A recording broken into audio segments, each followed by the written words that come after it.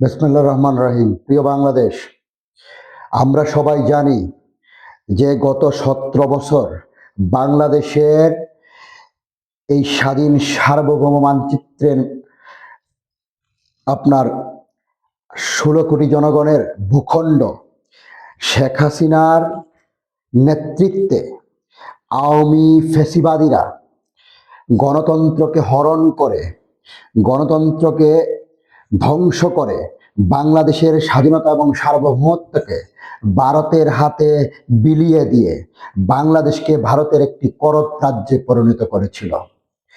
শেখ হাসিনা মঈনুদ্দিন ফখরুদ্দিনের ষড়যন্ত্রের নির্বাচনের মাধ্যমে 2009 সালে ক্ষমতায় আসার সাথে সাথেই ভারতকে খুশি করার জন্য, বাংলাদেশের স্বাধীনতা সার্বভৌমত্বকে ধ্বংস করার জন্য, বাংলাদেশকে সিকিম, হায়দ্রাবাদের মতো, কাশ্মীরের মতো ভারতের একটি অঙ্গরাজ্য বানানোর জন্য বাংলাদেশের সূর্য সন্তান সেনাবাহিনীর 57 অফিসারকে হত্যার মধ্য দিয়ে তার নীল নকশা বাস্তবায়নের লক্ষ্যে আপনার অগ্রযাত্রা শুরু হয়।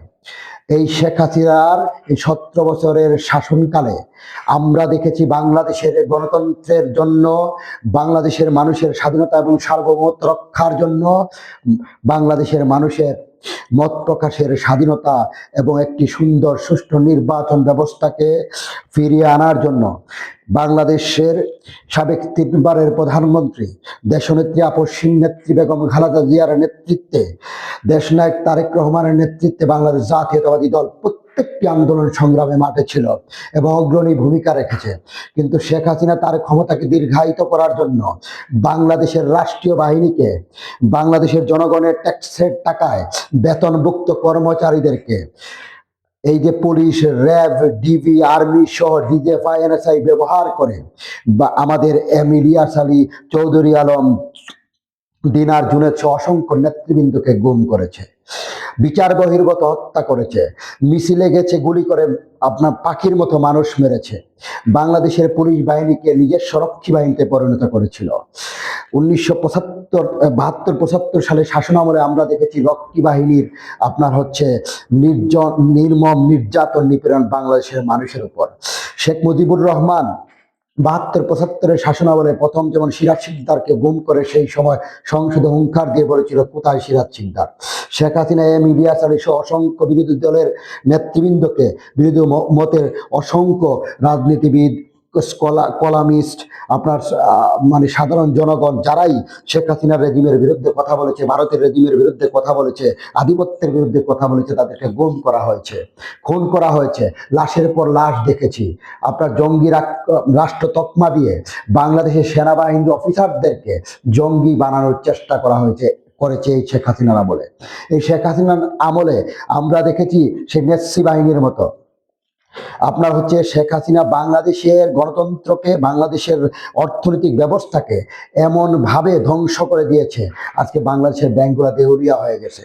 আপনার প্রবাসে থাকা আমাদের রেমিটেন্স ফাইটাররা বাংলাদেশের উন্নয়নের জন্য, বাংলাদেশের মানুষের জন্য শত শত কোটি টাকা আপনার বিদেশ থেকে বাংলাদেশে পাঠিয়েছে। সেগুলো আপনার এই দেশ থেকে এই 17 বছরের শাসনামলে 28 লক্ষ কোটি টাকা শেখ হাসিনা আপনার পাচার করেছে।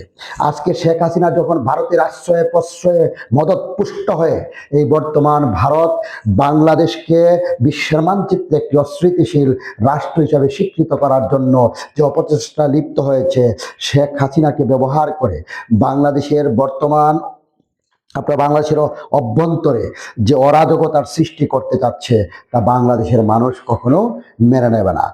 এই যে ছাত্র জনতার ঐক্যবদ্ধ আন্দোলনের মাধ্যমে জুলাই আগস্টের গণঅভ্যুত্থানের 36 দিনে আমরা এই বাংলাদেশের মানুষ, শত শত মানুষ নির্বিচারে প্রাণ দিয়েছে, জীবন দিয়েছে শেখ হাসিনার পতনের জন্য। বিএনপি নেতৃত্ব দিয়েছে। আমার নেতা দেশনায়ক তারেক রহমান বাংলাদেশের মানুষের সাথে যোগাযোগ করেছে, আনাচে কানাচে, শহরে, বন্দরে, নগরে সব জায়গায় যোগাযোগ করেছে। আজকে বিএনপির এই যে 36 দিনের আন্দোলন 450 নেতাকর্মী শহীদ হয়েছে।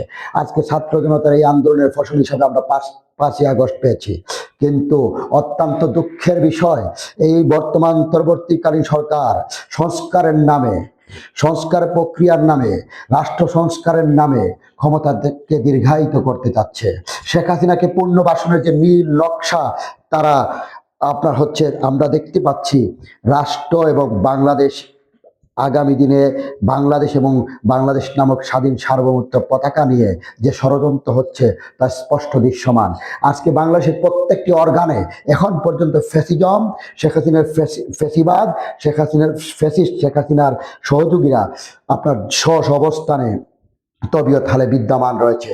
তাই আসুন আমরা সবাই মিলে বাংলাদেশ জাতীয়তাবাদী দলের নেতৃত্বে, যেমন অতীতে রাজপথে ছিলাম, আমার নেতা তারেক রহমান, আমার দেশনায়ক তারেক রহমান, আগামী দিনের রাষ্ট্রনায়ক তারেক রহমান বারবার আহ্বান করতেছেন যে সংস্কার হবে, এবং সেটা হচ্ছে একটি সুষ্ঠু গ্রহণযোগ্য জনগণের অংশগ্রহণমূলক নির্বাচনের মাধ্যমে। ইনশাল্লাহ আমরা বাংলাদেশের মানুষ ৭১ যেমন স্বাধীনতা অর্জন করেছি, 2024 আগস্টের 5 তারিখে শেখ হাসিনার মতো এরকম ফ্যাসিস্ট, খুনি, বাকশালী, ভারতের আশ্রিত প্রশ্রিত মদতপুষ্ট হয়ে যে বাংলাদেশকে ভারতের হাতে তুলে দিয়েছিল। ভারত বাংলাদেশের এই যে মানচিত্রকে শকুনের মতো আপনার টুকরো টুকরো করে দিতে চেয়েছিল, কিন্তু সেই নীল নকশা বাস্তবায়িত হয় নাই। তাই বর্তমান অন্তর্বর্তীকালীন সরকারকে স্পষ্ট ভাষায় বলতে চাই, ক্ষমতার লোভে, সংস্কারের নামে ক্ষমতাকে দীর্ঘায়িত করে এই শেখ হাসিনাকে পুনর্বাসনের জন্য, এই খুনি হাসিনার আওয়ামী লীগকে পুনর্বাসনের যে অপচেষ্টা করছেন তা কিন্তু জনগণের কাছে দৃশ্যমান। জনগণ প্রতিহত করবে। তাই অনতিবিলম্বে একটি সুষ্ঠু নির্বাচনের মাধ্যমে জনগণের নির্বাচিত সরকারের কাছে ক্ষমতা হস্তান্তর করুন। বাংলাদেশ জিন্দাবাদ, দেশ নায়ক তারেক রহমান জিন্দাবাদ। আগামী দিনের প্রধানমন্ত্রী, বাংলাদেশের তারুণ্যের স্পর্ধিত অহংকার, আমাদের প্রিয় নেতা, বিশ্ব নেতা তারেক রহমান বীরের বেশে বাংলাদেশে আসবে ইনশাআল্লাহ।